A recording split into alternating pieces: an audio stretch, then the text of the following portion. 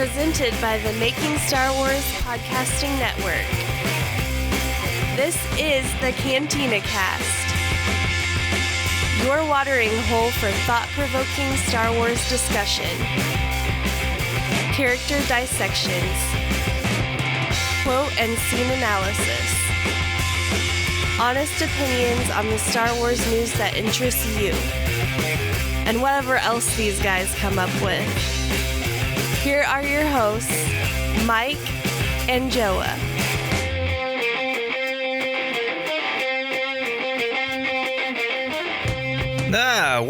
Welcome to episode 188, which we thought was going to be actually 190, but anyway, things worked out because D23, we got a behind-the-scenes trailer, which we're not all shocked about. We kind of been saying that for a couple of weeks now, or at least it's been rumored and all that other stuff on the internet and stuff. So, Joe, without further ado, what's the first? We're going to break it down with images. Actually, no, we're not going to do that. First, we're going to do a press release from Lucasfilm about the film, which kind of answers some question, kind of leaves you scratching your head and gets you speculating, which we love to do on this show. So, Joe, I'll throw it to you. What jumped out at you in this little press release? Because I know just jumping on air, you had a few things popping off in your head, as you often do when you get one little thing. You just get the energy flowing and you come up with all these ideas. So take it away, sir. Oh, I'll go ahead and read it for the listeners if you haven't seen it. It says, in Lucasfilm Star Wars The Last Jedi, the Skywalker saga continues as the heroes of The Force Awakens join the galactic legends in an epic adventure that unlocks age-old mysteries of the Force and shocking revelations of the past. Star Wars The Last Jedi opens in U.S. theaters on December 15th, 2017. You know that trailer guy, the voice trailer guy? I think you just found your new niche, Joe. I think that's what you need to be doing. So, but I anyway, did like take it away. 4 different voices in that thing, so I was slowly transitioning.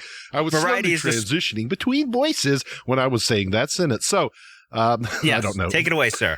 Yeah, I mean, obviously, again, we always like to point this out. They continue to promote it, market it as the Skywalker saga.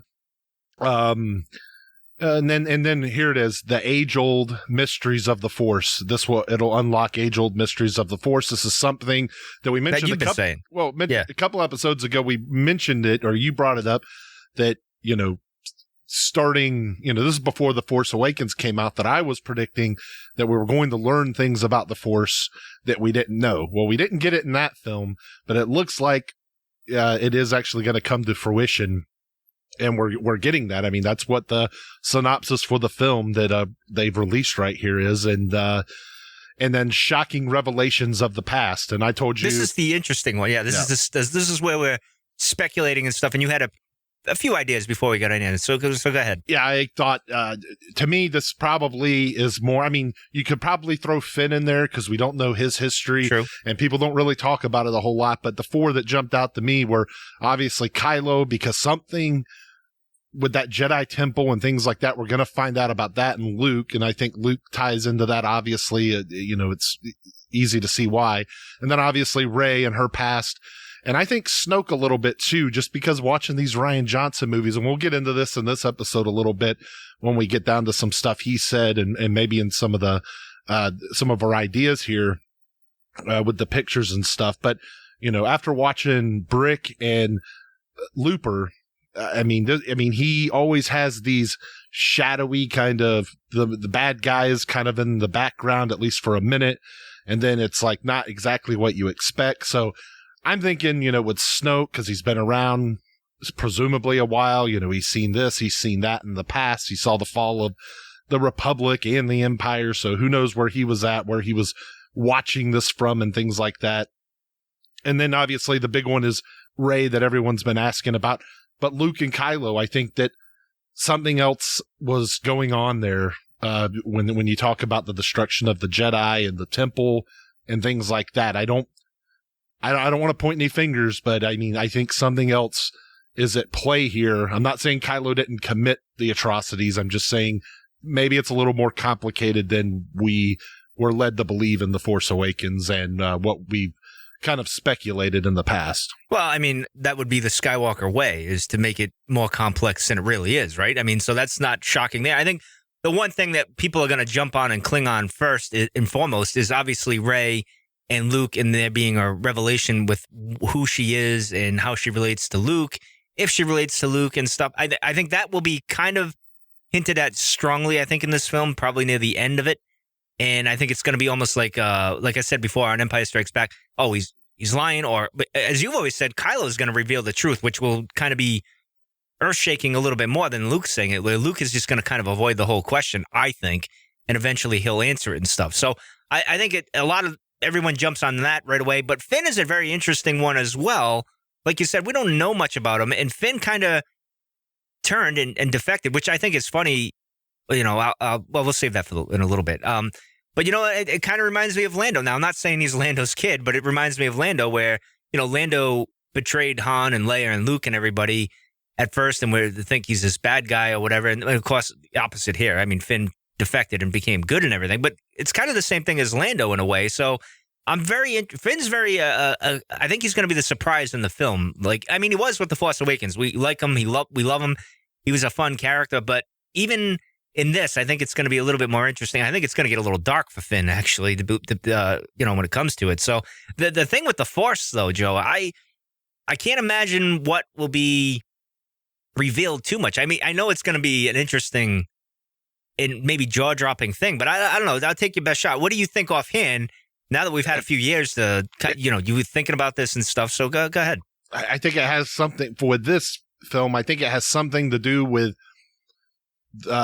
you know, the movie's called The Last Jedi. We all know that, but I think the revelation of or they didn't use the revelation of that part, but the age-old mystery, I think that has something to do with the first Jedi, and I am using that as plural, like the first of the Jedi people or aliens group, or whoever yeah. they were, how they came to know the Force, how they came to be able to understand the Force and correspond with it and speak to it and let the Force speak to it and be able to manipulate the Force and things like that. I think that that's possible, that it's something to do with that. Now, that's interesting. Now, how does that play out in a movie? It has to be, you would think it has to be something more integral to the movie and what's going on with these characters.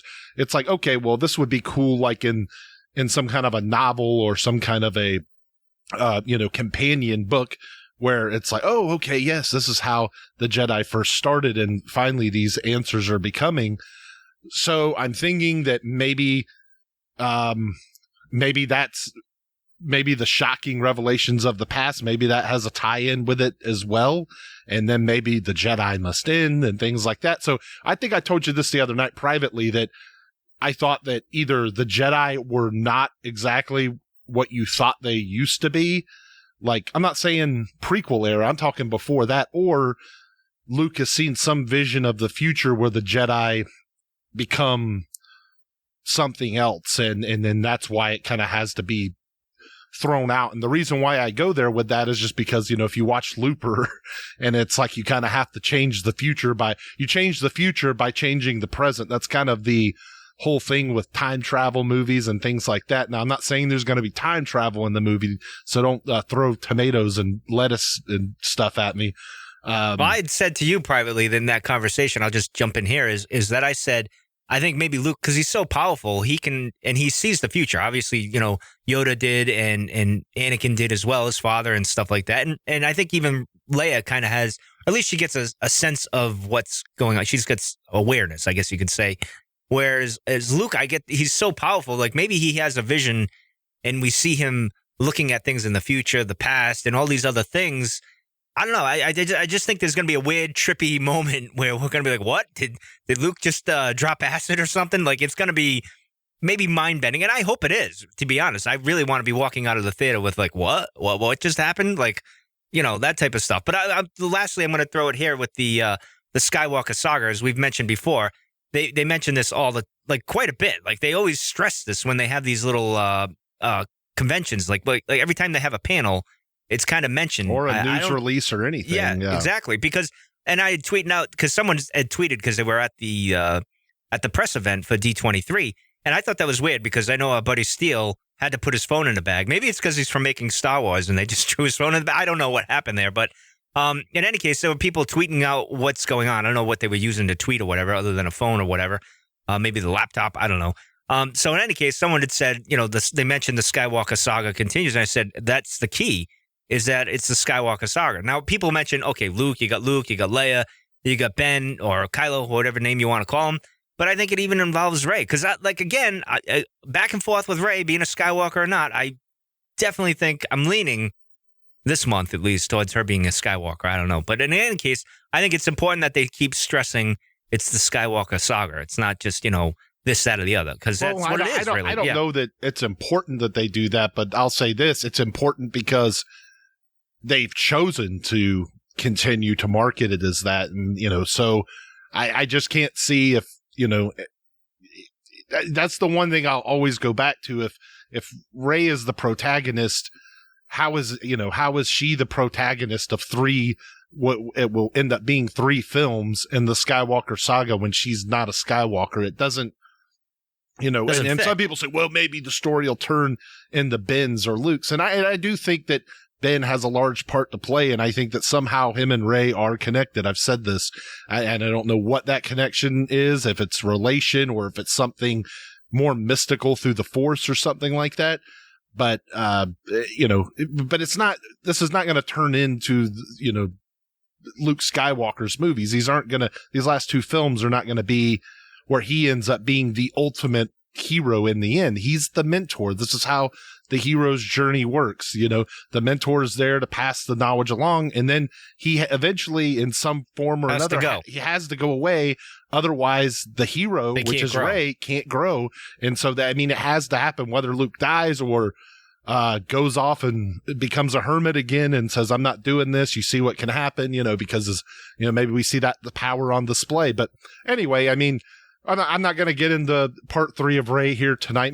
Maybe we'll do one more before The Last Jedi releases. We'll see. But we might have to do it after, because we still might not know for sure. So we'll know. Well, who knows? That's true. That is very true. It's going to be interesting. It's going forward. So let's get into these photos, Joe. And it's funny because we do there's like a minute long of a trailer, and we do an episode that's like an hour on these little snippets and everything. Yeah, these are these are photos. We say photos. It's photos from the actual video, folks. So it's not like there was we weren't because I guess they were showing photos. And people were tweeting about them. We haven't seen any of those, and I don't know that we will, but there was behind the scenes photos there. This is just stuff from the actual video they released online. So anyway, let's go. Well, the thing that jumped out at me, and I'm just going to kind of go in random. I'm not going to go in any specific order, Joe, but the thing that jumped out at me, and it's funny because I didn't get it until I went back and started going through frame by frame. And then I saw Chewie sitting by the Falcon by a fire by himself. There's no R2 or anything like that. And I thought that was interesting. I'm wondering what Chewie's even thinking. Guess at this? Technically, we guess, what is Chewie doing? Just sitting outside the Falcon? I think we actually said this on an episode, and it actually happened. He's just sitting out, in front of a fire. And I don't know what he's got. He's obviously sitting down, so apparently he pulled a chair off of the Falcon or something. Well, it looks like he's on a crate or some kind of crate. Yeah, so it's kind of a faraway shot. I didn't blow it up or anything. But yeah, I saw that immediately. Or actually, when I saw it, I said, who is that? And I went back before I even watched the whole video. I was pausing in between everything, and it actually collapsed my video player a couple times because I was pausing and playing so much. So I thought maybe they took the video down. They were like, ooh, they took it down. What happened? So well, that's funny you say that, because when it was released on Twitter, I'm like, oh, they released it by accident. I thought they did it by mistake, because it seemed like the press thing was still going on. But, there's always that delay and everything else. But at first I didn't even see Chewie. And then I went back and I'm like, oh, wait a minute, that's Chewie. And I'm wondering, well, because we joked about R2 not making up those steps and everything last week, I think it was, or the week before. And it's just funny that he's not even around Chewie. He's probably on the ship doing whatever he's got to do, maintenance or something like that. Or maybe he's just contemplating what Luke will say to him or stuff. But I find it interesting that Chewie's down here by himself. And I don't know, is this where Luke's walking down and finally comes to meet Chewie and R2 and stuff? I'm wondering if this is a moment with Chewie where he's reflecting on Han and what happened. Because remember, we didn't really get that. We got it a little bit in The Force Awakens with Han dying and Chewie having that reaction. Of course, we didn't get the hug from Leia and Chewie and everything, but that's understandable for the way the things, as JJ said, it was a kind of a mistake. But I'm wondering what he's thinking through here. I don't know. Any thoughts? Just speculation here? Yeah, I mean, I didn't really take it that far. I just thought it was like he's just waiting around while Rey and Luke do their thing because, they have to be there because he can't just, hey, I'm taking the Falcon for a joyride or I'm going to go back to civilization.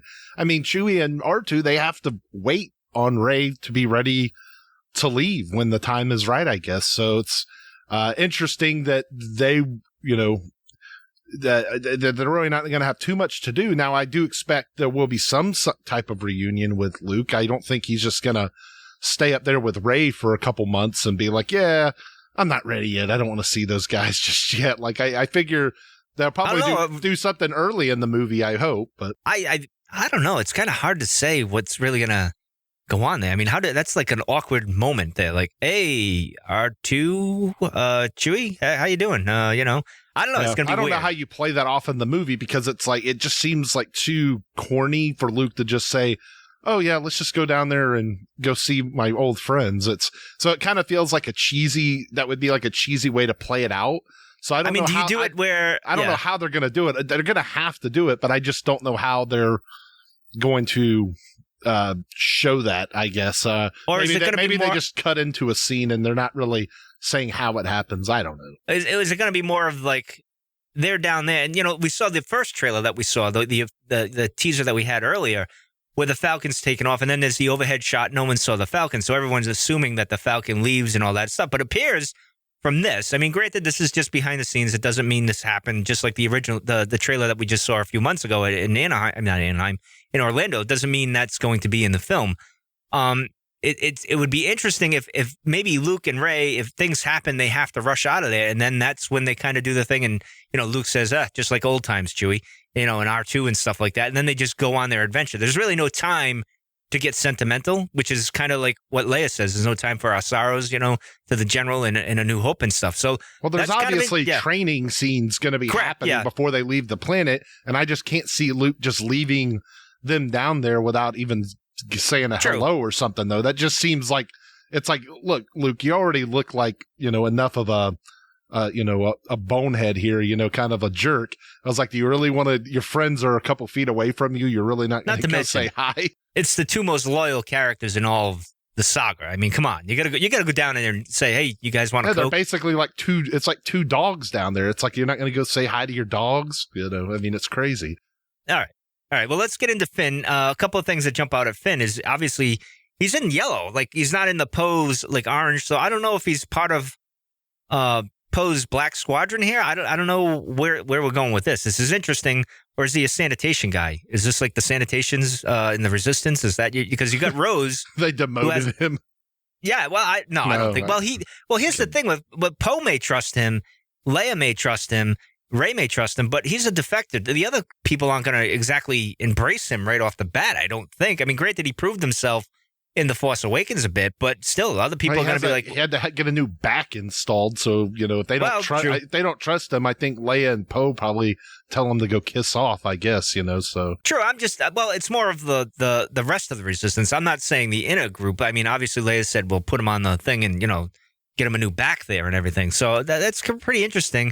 I'm just going to jump down to the one where we got Finn and we have Rose in their little Imperial uniforms here. I thought that was pretty funny. It reminded me of what we saw in Rogue One with Jen and K2 and Cassian.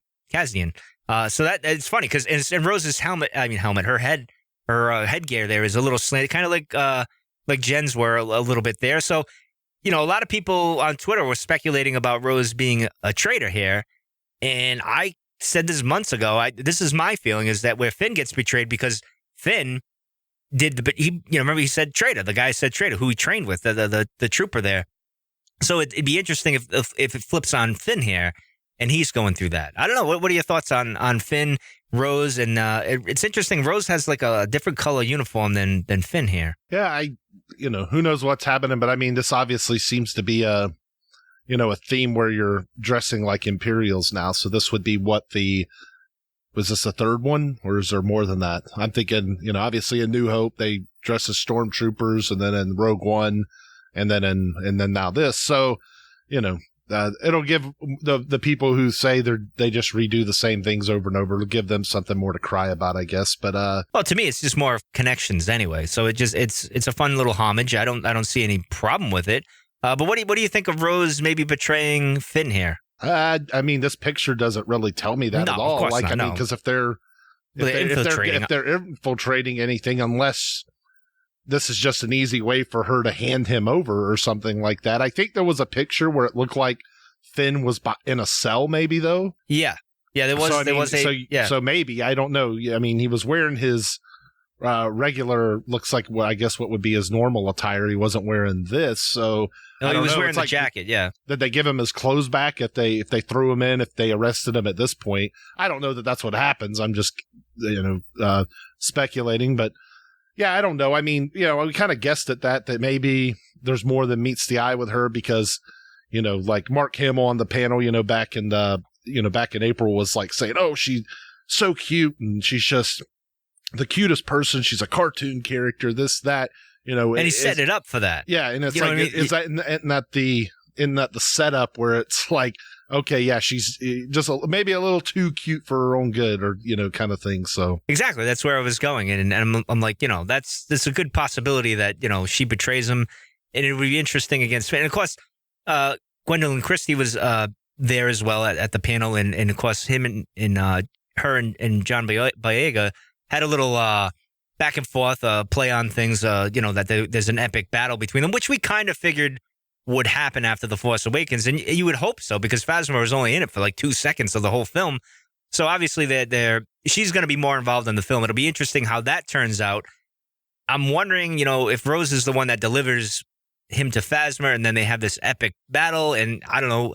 It'd be interesting. I don't know. Would Phasma die in this? I don't think so. I think they would all go to number 9 and then result everything there. But, there's got to be some fallout, obviously, in Episode 8. So it's going to be interesting what happens in 8, obviously. So what else we got here? What else jumped out at you, Joe, that you found interesting? I guess we'll just get kind of go this next one here that I have in order here is where they show Luke actually touching the lightsaber and Rey handing it to him. So I was kind of wondering, would Luke, I mean, we don't know that it ends up in the movie or not, but if it does, if this gives us an idea that he at least takes the lightsaber to look at it, I'm surprised he even, touched it. Like I was a little surprised by that. Obviously, I still saw something the other day where people are like, "Oh, well, Rey has his lightsaber, so apparently Luke didn't take it back." I was like, "Where have you been? Like, are you been hiding under a rock?" Like this was like somebody posting this like as a news story like 2 days ago, and I'm like. What rock have you been living under? Like all the marketing that they've already put out. We've seen the teaser trailer months ago. I was like, where have you been? And then you're posting this as news. It's like, okay. But yeah, so I mean, obviously maybe Luke touches it for whatever reason. I don't know. It's interesting. He's touching it with the hand that was part of it at one point and then gets severed. He's touching it with the hand that was lost. So it's interesting. I'm curious what he's even going to say. Does he say anything or does he just give it back to her and says, I don't need this? That's again, and here we go. We're on Oct 2, obviously. This is where Chewie was when we saw that photo. It looked like Oct 2. And then we see Luke here getting the lightsaber. And I'm wondering if he just kind of gives it back and then maybe walks down and sees Chewie and R2 like, hey, let's go down memory lane here. Well, I don't know. Could it be, could we have something like this? Like, the first time Rey touched it, she got the vision. So what if Luke goes to touch it and what if he gets like that kind of, remember in Lord of the Rings where Gandalf, where he first goes to touch the ring after Bilbo dropped it on the floor and he left and walked away and he reaches down and then you just see the eye of Sauron. Yeah. And it's like, what if it's something like that? Like he just gets like a jolt of the past, like a vision of, himself. Or something, and it's like a bad, and he kind of just steps backwards and gives her a look and doesn't take it from there. Like that, I don't know. That would be a possibility. Well, it goes with what they say in that press release there. The connections with the past there. It kind of fits that right there. I mean, it's just it's gonna be it's interesting how they wrap his hand there. I thought he had a green glove on, but apparently they just put little green tape where your fingers bend and everything. So interesting. I didn't think that's how they would film that. Not that I'm big into the whole behind the scenes stuff here, but I don't know where this is going to go when he gets the saber here. I mean, obviously he looks at it from what we see here, and then he's contemplating things. But I would like the vision thing where something like that happens, and that's a possibility. Based on things with Looper and how that kind of worked, it would be kind of interesting if that happens. But anyway, we'll move on. And of course, we got our buddy here, Ben or Kylo, looking pretty Darth Vader-esque, if you will, here. All in black, obviously. Now has a cape, which is an interesting fashion choice for him, which I'm kind of surprised he went with a cape. But what do you think of your buddy here, Kylo? Well, and I'm starting to wonder, maybe it was, maybe he went to the cape not only for, his grandfather, but maybe, maybe he's got a godfather that used to wear a cape. And maybe he's trying to show a little love, there for him. So I don't know. I'm sure that's not it, but I'm just trying to think, because Lando the way he, because Lando but he's got the cape and he's wearing it, very much in that, that Vader. So I guess that's how you wear a cape. Actually, it's more Lando thing. It's like draped over his shoulder. It's almost like Krennic. It's not really. Vader had the chain that kind of connected. And of course, we can't see it here on the picture here. We can't see if there's a chain or anything like that, but it's just but he does look very much more like Vader with that cape on. It definitely has more of a menacing look, I guess you would say.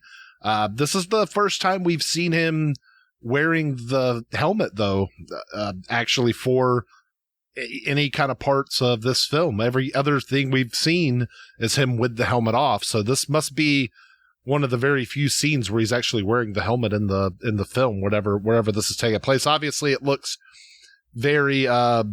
The background here where they're at, it looks very well. It's not Imperial, Starship. but yeah, I mean, it looks very dark side, Imperial First Order type of where he's at. So he's obviously on a ship of some sort with that. So then the next image. We'll keep going on with Kylo here is where he's got the mask off and he's got that look of concern. Like almost, it reminds me of the moment when he took the helmet off and Hux came in and where he's more vulnerable. Like this is what it looks like to me, where he's kind of got that concern and kind of doesn't know what to expect. Maybe, I don't know. What do you think? Kind of gives the appearance that he's almost like looking over a table, much the way the Rebels and Resistance do when they're planning their attacks and stuff, like and then he moves his head.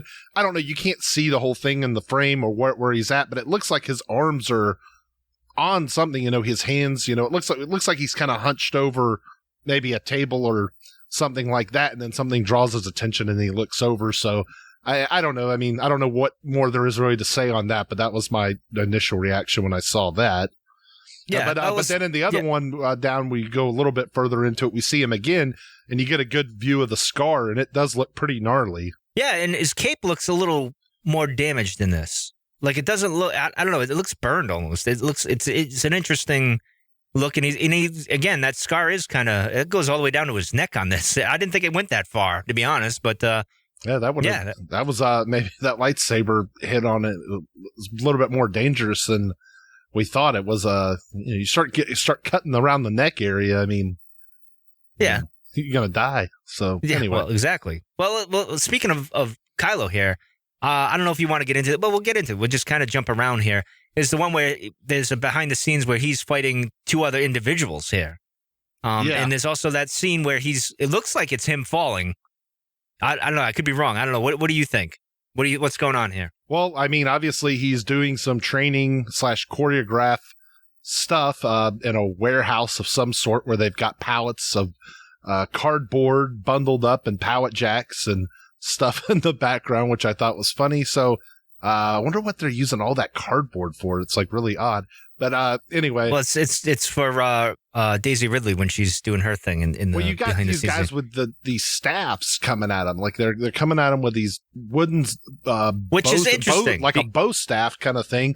And so, but it's two people coming at him, and it looks like it's if you watch the guy on the left when in the black shirt when he runs in the video. I mean, it really looks like this is not just. I mean, this looks like this is almost full. 100%, choreographed action, like learning the dance, so to speak, for when they shoot the film. So at some point he's fighting two different people at the same time. I wonder if it's Snoke's gods. Well, this is where we've speculated where not Adam, excuse me. Well, it is Adam playing, but where Kylo kind of maybe leaves the First Order. Like I've said this since we saw the first trailer where his mask was shattered, and we're going to jump into that in a second. And then, of course, or maybe he just has to defend himself against them, and true to test himself. Maybe Snoke is mad at him, or something like that. But look at I just noticed this. Look at his hands; they're both on the hilt of the saber as he's deflecting it. That's a new maneuver. I've never seen that really ever before, so that's kind of cool. But we also see, since we're in the mode of talking about that, you also see Daisy Ridley deflecting with her lightsaber 3 people with these sticks. So it looks like they're going through the motions or something there. So it looks like at some point she's got to, I don't know who they would be, but could you imagine like 3, and if they're fighting with lightsabers, with Kylo and Rey here against these other people, it's got to be a weapon. I don't think there's going to be this many people running around with lightsabers. So if you're attacking a lightsaber with a weapon, it's got to be something that can hold its own against the lightsaber. So yeah, like the Magna God's staff there from the prequels. So, and we said, I think that was hinted at one point.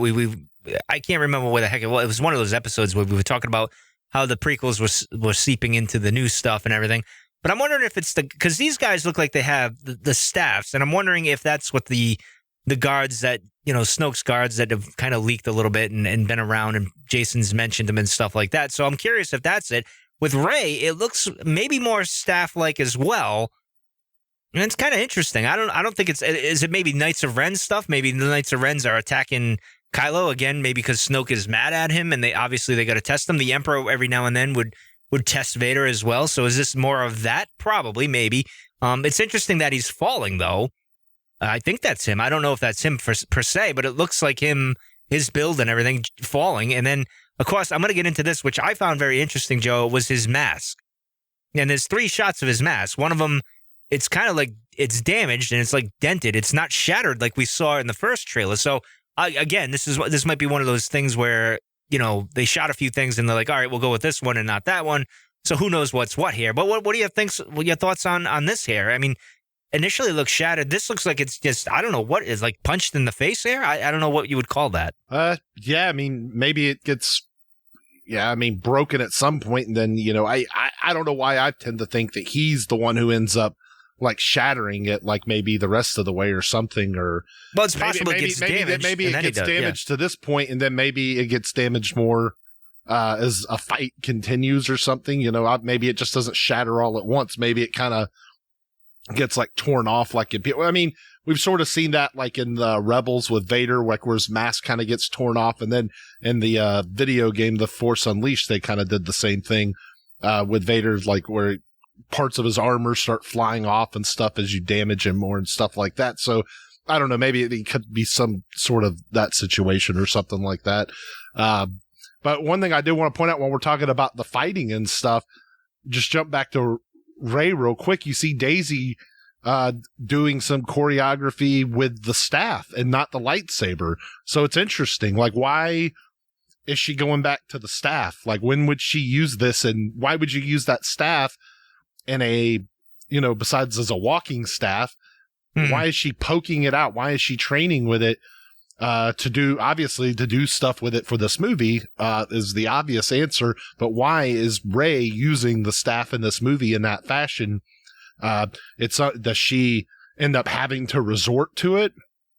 Because it's not like this is just a pole. It looks like a, Rey's looks staff like her that staff, she's holding. Yeah. It's not just like a wooden stick like this other guy's holding and these other people are using. This is her, prop that she's using here. So it's not like, oh, well, she's going to use like a double-bladed lightsaber, so she's getting used. No, she's using her staff. So I just wonder why she has to end up resorting to that into the film. It's just something to think about. I don't know what could happen. We don't know anything that's really going to happen in the movie, but just another interesting tidbit to think about. Is it more of like falling back on a default, like a reflex? Like, she's so used to using the staff and she's still training. Maybe she just goes back to the staff because she's not fully using the lightsaber yet. That's a possibility there.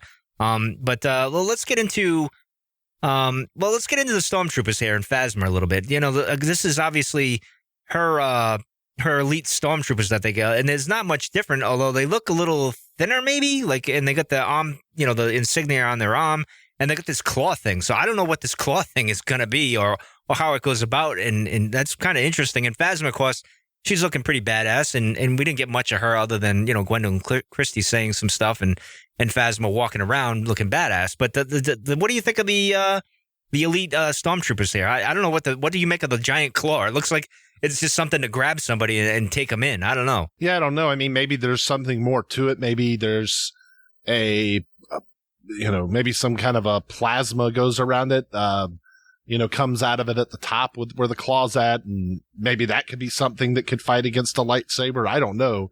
But I do like the black kind of shoulder there that they've got going on. So it's a little bit of a different look. I like it. It's other than that, but it is a staff-like object, and we're seeing a lot of staff training choreography going on with the behind-the-scenes stuff. So I don't know. I don't know why else. I mean, maybe it's some kind of a torture device or something. I don't really know. Like you'd grab somebody's head with it and kind of squeeze them. I don't know. Yeah, it's interesting. And not just after, I want to jump into the monsters real quick because it made me think and they're not monsters, they're more creatures, I guess you could say in this is you got the penguins there or the porgs. I can't remember what Jason calls them on his porgs. On his porgs, yeah. Porgs. Yes, and it's basically a space penguin, and they look adorable, and they're on Arc 2. So I don't know. I just thought that was pretty cool. And then of course you got the creatures that are in the casino. You get this frog guy. Who's interesting as well. And we'll get into the casino in a moment, Joe, because these are the guys that I said look like Toad from Super Mario Brother, the Super Mario Brother live action movie, not the video game, the live action movie they did years ago with who was in that? Was it Dennis Hopkins or what's his face? Alonzo? What's his name? I can't remember. Yeah, it was in so many movies. John Leguizamo, that guy. And then the Dennis Hopkins, is that his name? Anyway, the guy that was in he was in Who Framed Roger Rabbit? Yeah, that guy. Yeah. Yes, exactly. So anyway, so it just kind of reminds me of that movie. If you guys haven't seen it, I don't recommend it. It's horrible, but he kind of looks like that. But then I also grabbed that shot of the casino because I assume these guys are at that casino function thing here. This reminds me of remember when Ryan said that he was taking some ideas or some inspiration from movies and To Catch a Thief. There's a casino theme in the hotel he's at in that movie, and they do a little bit of gambling, and he kind of works his way into the mother and the woman trying to get information and trying to get in with actually I don't remember if he's tried to or not, but he does. But so anyway, but there's a little casino action there, and it just kind of looks kind of like old style-y, like old school-ish here with this. Old Vegas kind of?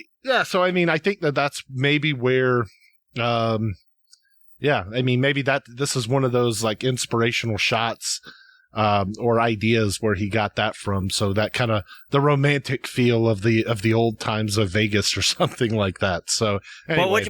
Well, back to the creatures. What did you think of the horse-looking creature that's been mentioned? It's better than I thought. I thought they all looked pretty cool.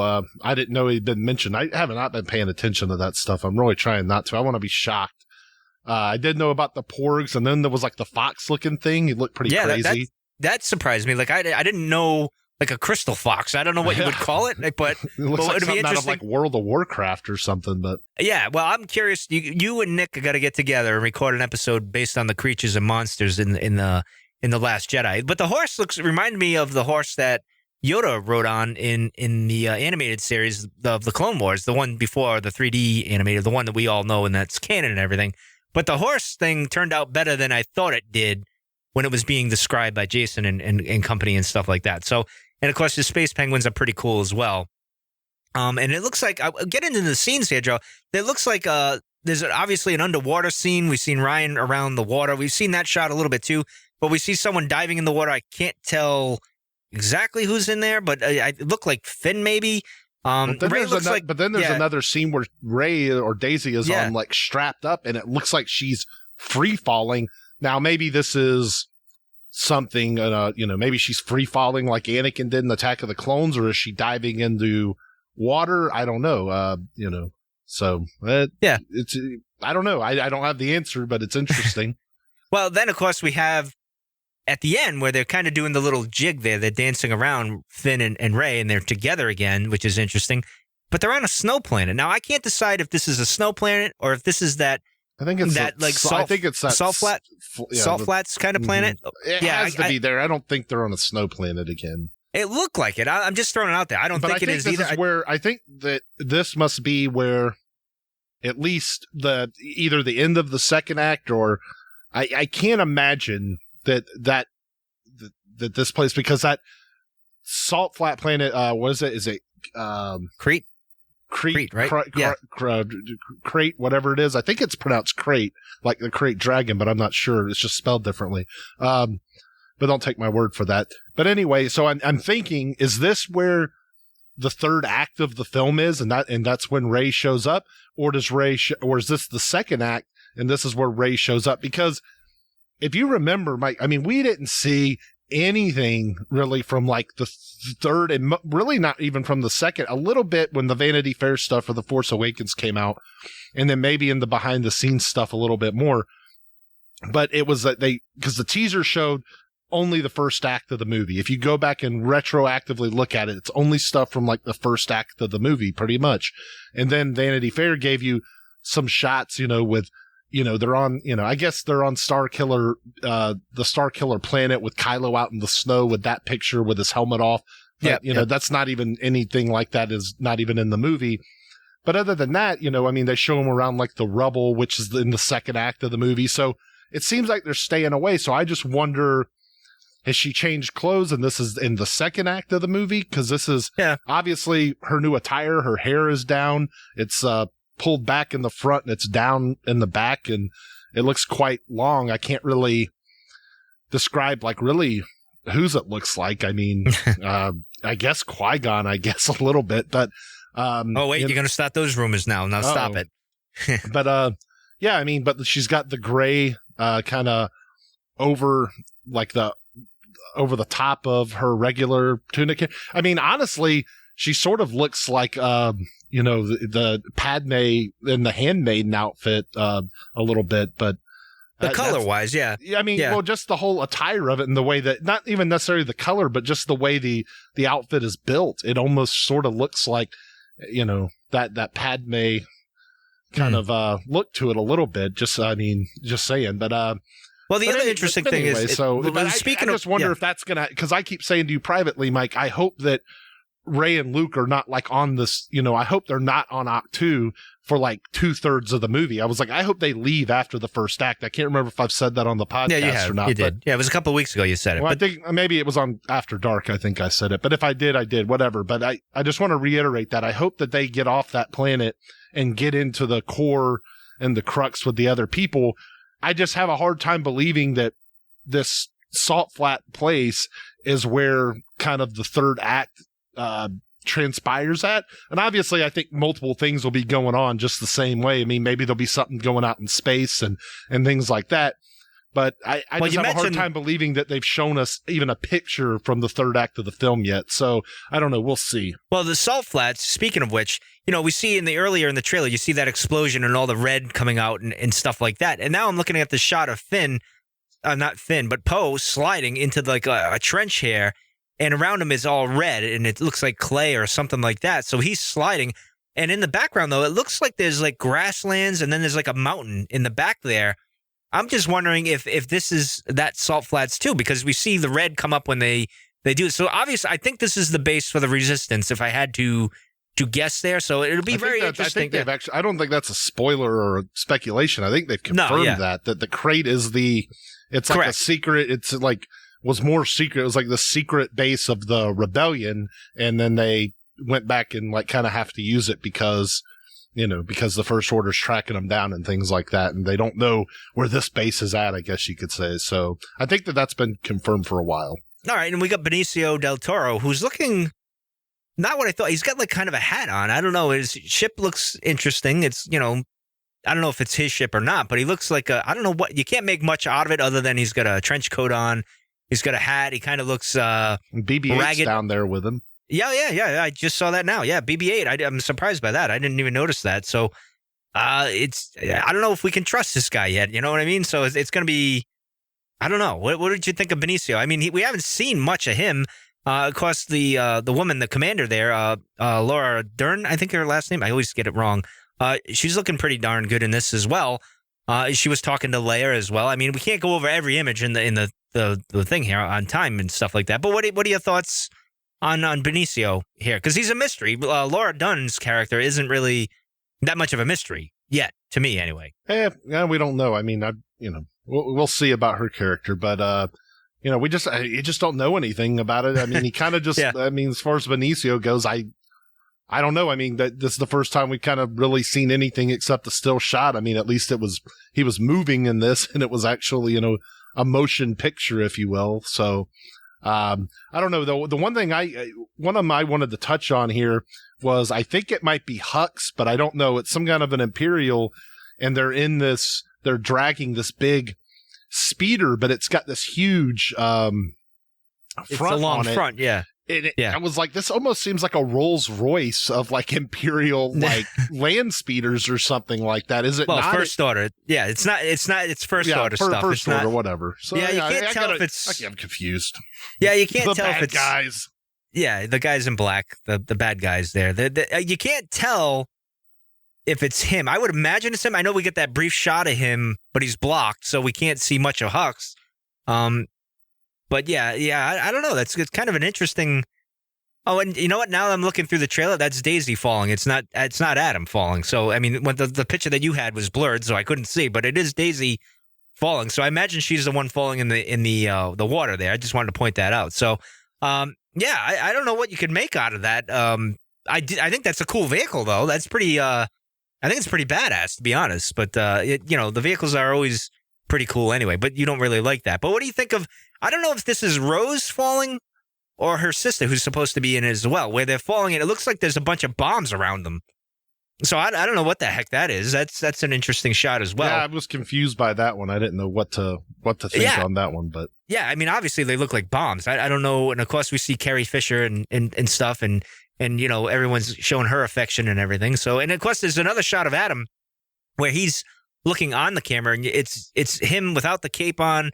It's just his regular garb on and his helmet's off, and he looks like he's in I want to say a Star Destroyer or something. Like he's like looking right at the camera and stuff, and you see more of that scar. Well, we know Kylo Ren has his own TIE fighter in this movie, so I mean, yeah, that's true. I wonder if it's. I mean, all the Lego stuff that's out there that's already been kind of leaked, I guess. So I mean, maybe that's a spoiler, guys. But Kylo Ren has his own ship in this movie, so maybe we get some Kylo Ren space action where he's maybe showing off some of the piloting skills. Because I mean, you would think if Han Solo is your father and Darth Vader is your grandfather, and Luke's you might rival Poe as the best damn pilot in the galaxy. Well, I'm wondering if we see Poe in him. The blood. He's got it on both sides. He's got the blood on both sides of the lineage of great piloting. So I wonder. I mean, wouldn't it be cool to have him and Poe like kind of like a one-on-one like space battle, like to really see who the best is? Well, it is, because it goes back to that line. I didn't know we had the best Resistance pilot in our Resistance. He didn't say in the galaxy or anything. So maybe Ben would take slight to that. He's like, yeah, you might be the best in the Resistance, but I'm the best in the galaxy. That would kind of be a cool little rivalry if something like that ended up happening. But I don't know that it will. But thinking about that just puts a smile on my face as I'm saying it. Like that would be really, really fun to think about. And if not, maybe you could do like a comic or something of that one day. Now that would be a fun thing, I think, that they could do in a comic that, quit taking it so seriously and just, have some real like fun and go like kind of deep dive into the little things like that with these characters. But anyway. Well, they have an interesting dynamic anyway. You know what I mean? Like, now that I think about it, they would be a good counter to each other, in not just Rey and Ben or Kylo. That's obvious, but he took basically Poe from the start, and they had their sarcastic dialogue with each other. So you could see this building almost like a Finn and Phasma here, where it's almost the same thing, where they have that dynamic.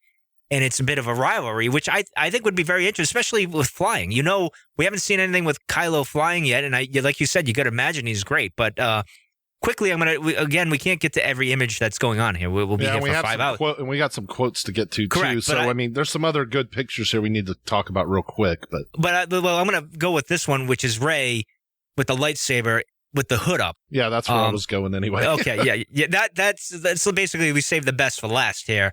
Of course, with Luke as well. We'll jump into Luke real quick with what he's wearing. But it reminded me of Little Red Riding Hood for some reason. I don't know, the way the hood is, it made me think of M. Night Shyamalan's The Village there, where they had the capes and stuff. I don't know. I love this image. I put it on our Instagram. Like, it made me happy to see this. I don't know. What are your thoughts on this as well? It feels very Jedi to me. I mean, you could pick any of them you wanted, Luke Jedi. Luke in Return of the Jedi, Obi-Wan, coming down, on Tatooine to kind of scare the people away, the Tusken Raiders away. Anakin,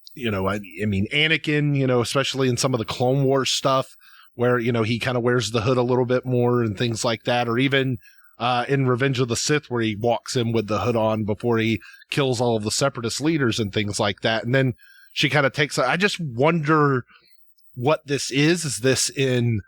I wonder if this is in some sort of a vision on Octu. I don't know why I'm going there with that, but I just wonder if it looks like she's in the cave, because you can see that bit of a light.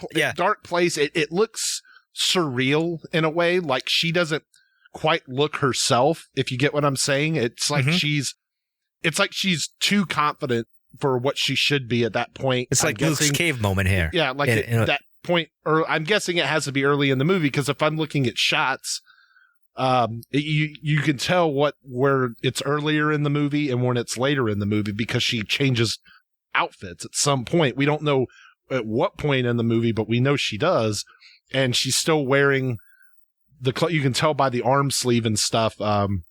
She's still wearing the stuff that she showed up on Octu with at the end of Return of the Jedi, or it does look like that Jedi, cave. Force Awakens. Yeah, it does look like that cave that we saw in the trailer, where she puts her hand down and she's trying to breathe and everything. The whole thing about it seems like it's something is surreal about it, and it doesn't seem right. It doesn't feel like it's actually happening to me. So I don't know. We'll see. Maybe it's just a behind the scenes thing. It's not even a shot from the trailer, so maybe it could look completely different. And if they even use this shot in the film, it could look completely different, cinematography wise, or however you want to say it. So, but I loved it. And I think this is going to be, some version of that, this picture, a lot of people are going to be using this one as an avatar and things like that, going forward, and then to promote their blogs and podcasts and things like that. It's a great shot and a great look for her. I'm wondering if that's actually Luke's cape, or a cloak from Return of the Jedi. Like, it was just around and she put it on,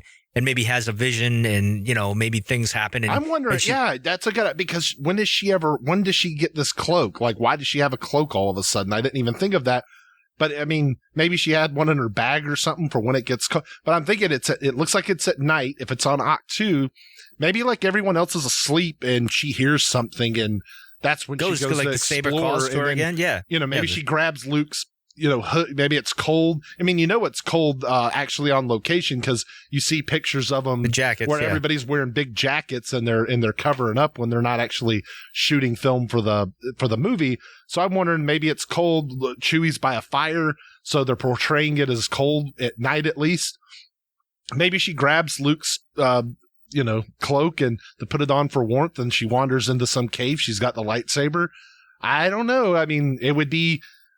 Maybe Luke's not there to stop her. Maybe he's drifting off into sleep. And then when she comes out, maybe he's there and he's like, ominous, like looking at her, like, I know what you saw. I know what you saw in there, this, that, or the other, So who knows? I'm speculating, but does he do the Yoda thing where he's like, looks away and goes, like she failed at her task that happened, so to speak. But speaking of Luke, it'd be funny if he did the Yoda voice. Failed you have. Well, let's get into Luke's. We'll wrap up with the images here with Luke and his look. It's funny. I like it and I don't like it, and it's very fitting of Luke. And I'm glad that they go from him being the White Knight again, where he's up there, and then he goes back into the black, dark. Well, it's more dark brown, like kind of like Anakin brown. stuff. Yeah, it's definitely a brown color. Yeah, and he's got some kind of a bag where I Yeah. don't know what he's got all in there. Isn't there one I've got here? If you go down and where he's wearing it, if you look in the very right, it's where he's smiling right at the camera. Yeah. The picture's kind of cut off, but look in the very right hand corner. I think he has some kind of a staff that he might be walking with. It looks like it. Yeah, a little bit. So I don't know what that is. But yeah, so he's got like he's got a school bag. I'm sure Luke can read for all you people who've been paying attention to that mess of a fight crap that's going on. But, so yeah, I mean, I like the look. I'm trying to think of anything like if it's reminiscent of anyone else. I mean, it just kind of feels like it's its own thing. I don't really feel like, I mean, it's obviously Jedi looking in a way, it looks like something he would wear, but I can't really find like an inspiration of another character that wore something like this. Well, it's interesting that he's going from the white, which is symbolic. We know that, like he was in A New Hope, and then we see him later on. Obviously he changes as he goes, but it's almost like I get the feeling he was fine meditating on his thing, and then when events happened and he sensed it, and he was up there meditating when Rey shows up. Obviously something shifted and he changed and he saw the lightsaber and he's like, oh, great. Now I got to go. And, his mind kind of breaks there and he goes into this hermit, not like this like damaged mindset, I guess you could say. And he changes into this travel vagabond kind of outfit that he's got here, which is actually, it's probably pretty good for fighting, to be honest, because it's not really like, it doesn't seem cumbersome like Kylo Ren's stuff would be. You know what I mean? Like it's like a short cape. It's not a long cape. It's actually like a cloak. He seems pretty mobile and actually it reminds me of my Mythos statue from Sideshow, where Obi-Wan was kind of traveling the desert there, that interpretation of that. So that's pretty interesting. But let's get into the quotes. And obviously there's more images as we look at the trailer going forward. If we see anything else, we'll get into it on a future episode and kind of break it down a little bit more. So let's get into these interesting quotes that were said by Ryan, Daisy, and I think John said something too, but Ryan said something. I mean, Daisy said something where Ryan has written a story that is unexpected but right, and some of the stuff that happens, people are going to be like, "Oh my God," which we've kind of hinted at 2 weeks ago or even last week with the power of Luke Skywalker when we were going on about that. This is not surprising to us, but as the general audience that not the hardcore Star Wars fans that are podcasting about it, blogging about it, and listen to podcasts and reading blogs about it, we're not going to be surprised by this, although I think our jaws are going to drop too. So I don't know. What did you think of Daisy and what even John said, other than, picking on Ryan for his weak Chewbacca impression? I don't know how he doesn't do a Wookiee. I mean, it's very easy to do, but continue, Joe. Go ahead. Yeah, I mean, what Daisy said, it's not anything kind of what we haven't been hearing for a while now, that the script is really good, but it's not dark necessarily, but it's different. I think I can't remember who said that it was weird. Maybe a couple people have said that it's weird. Kasdan said initially, yeah. Well, if you watch, you watch some of Ryan Johnson's other movies, they are kind of weird in a way, at least in a way of making your mind trip. I mean, there's making you think really. I mean, I tweeted at him and said, I told him that I had finally watched those movies of his, and he actually liked the tweet. So that was a thrill for me for the day. But, and I kind of hashtagged, puzzles, mysteries and mind trips. And that was my hashtag for it, because it seems like he likes puzzles. He likes mysteries, and then he likes turning everything on its head, which is kind of what John says here. Everything is being shifted from what people thought after 7. Ryan has made Star Wars fresh and new.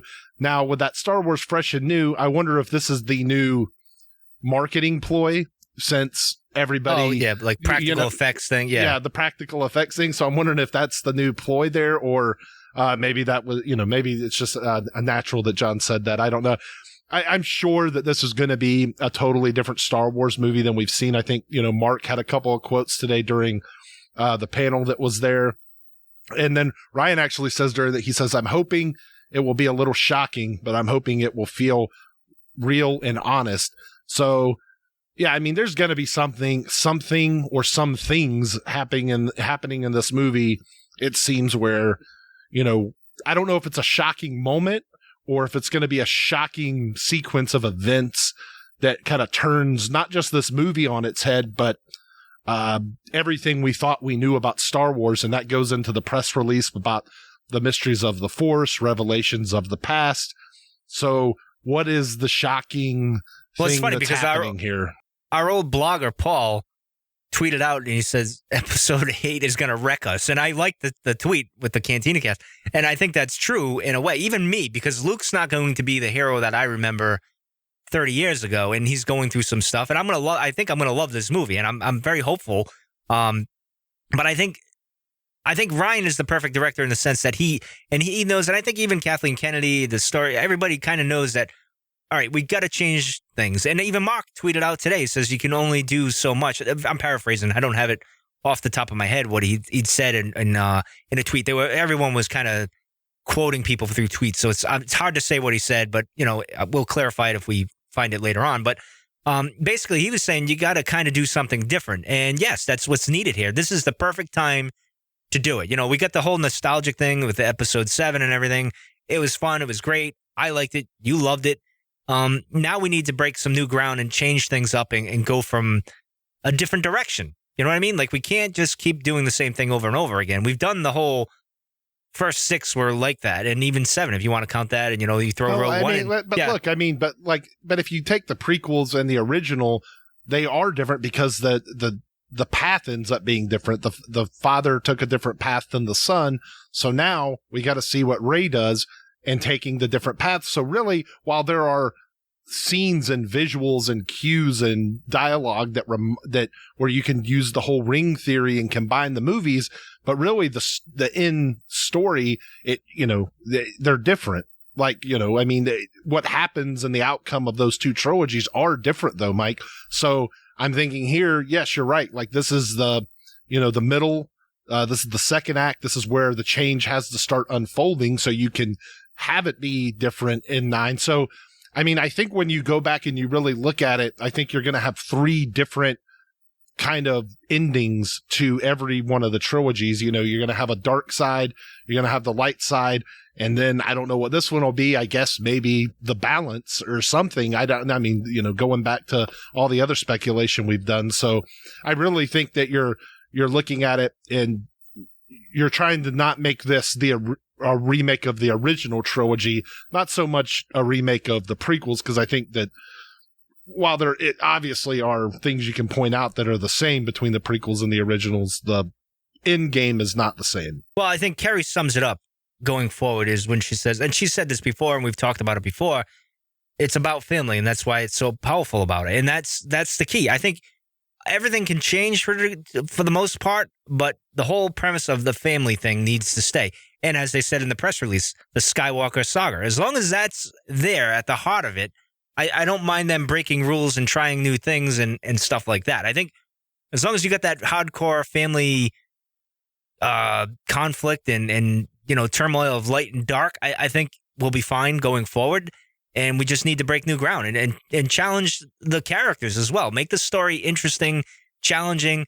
And as you had said before, when you were talking to someone about writing or whatever, I forget who you talked to, you got to put the characters through everything. You got to put them through hell. Just put them through torture, misery, all those things like that. You know what I mean? Make it interesting and compelling. And I think we'll be fine.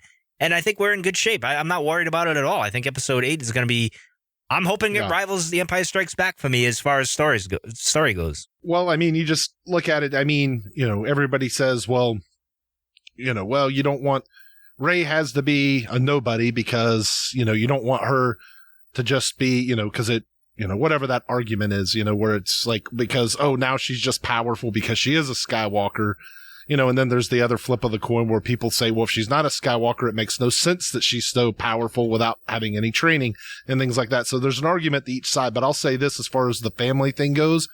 And this was just the point I was making again, just a second ago, but Anakin, Anakin had his thing, and that didn't mean that Luke was the same character as Anakin. He makes completely different decisions. He really doesn't really act really anything like Anakin, and for the most part, I mean, there's some similarities, but I mean, you know, there's not like these huge tie-ins. You know, they're both young when we see the characters, you know, the young Anakin and the young Luke.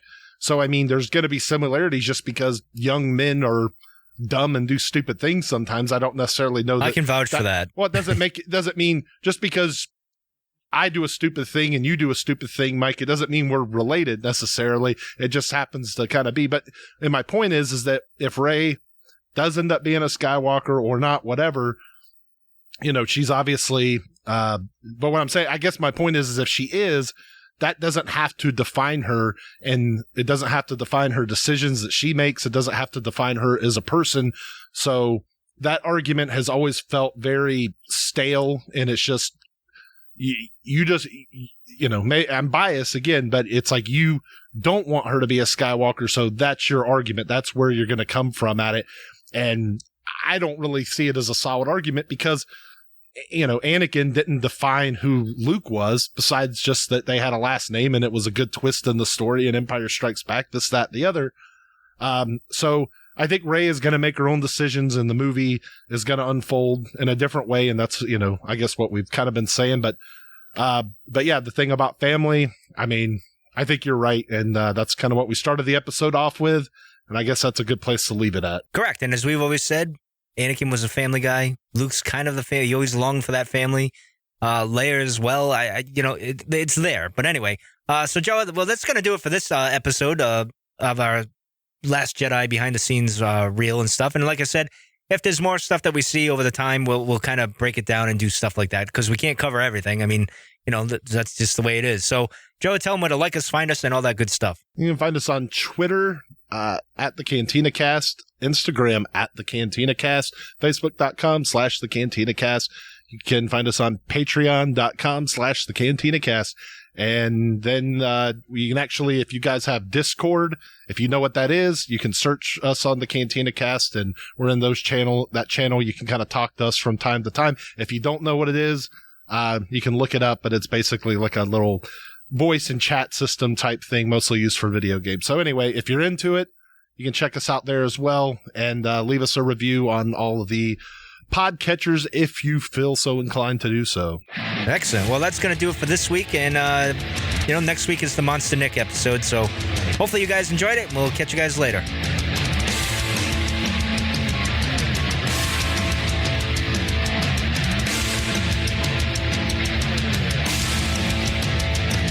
You're still listening? Wow, that's amazing. Well, I'm here to give you the disclaimer. Normally we do a big, long, drawn-out disclaimer thing saying what's what and who's what and all that other stuff, but I think you guys kind of know that Lucasfilm and Disney have no affiliation with us at all, and we have none with them. We talk about Star Wars, which is their property and all that other good, fun stuff, but I think you can tell which is our stuff and which is their stuff. If you can't, well, then send a lawyer to send an email to me, and I'll be glad to chat with them. Other than that, you know what's what, so that's your disclaimer.